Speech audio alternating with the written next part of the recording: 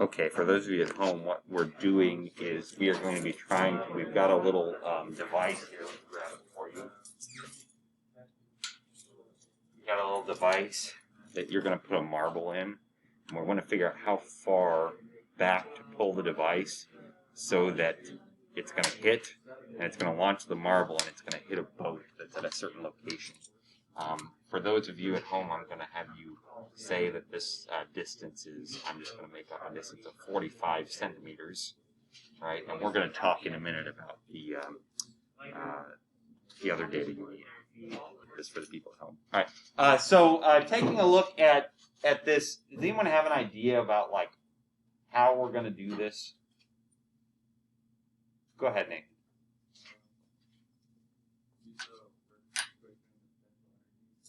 Yeah, so what we've got here is, you can do it work and potential energy, or you can do it conservation of energy. But what we're going to do is, there's kind of two parts to this, right? But the first part is the one that is most relevant to the unit we're doing now.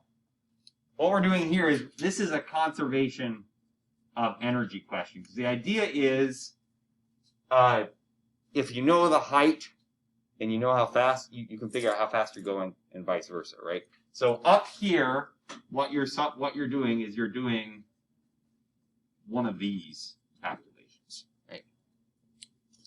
But then what happens once it gets there? What kind of calculation is it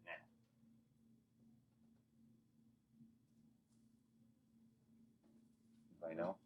After the marble gets to the bottom of here, yeah, Malachi. Now it's it's a projectile, right? Yeah, it's moving kind of in an arc. So it's going to do this, and then it's going to do this, right? So the idea here is this part of the equation, this part of the problem, is way back from chapter 3, right? This is where this is projectile motion. So this is where you set up all your x and y knowns and unknowns, right? So remember you had like x naught and y naught, and you had Vx and Vy and all that. So you made a 2-column set of x knowns and unknowns and y knowns and unknowns. So that's what you're doing second, right? Well, second part of the problem. If you actually think about this, though, to solve this, we really have to go backwards, right? Because what do we know? You know this distance, right? And you can probably find, I'll give you a meter stick here in a second, but you can probably find this height, right? So the first thing that you need to do is you actually have to start with this projectile motion problem. And what are you trying to get out of it? A what? Velocity, an initial velocity, right? You're trying to find the V naught x, right?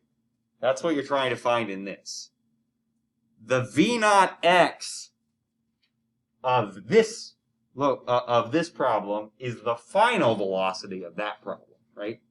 So once you know the V naught x of this problem, that becomes the final velocity of this problem, and then you can do conservation of energy to figure out how high it goes. Right? So I'm going to give you a little bit more of a chance here to work through that, and I'm going to hand out some meter sticks to make any other measurements you need. Here are the kinematic equations that you will likely need for this.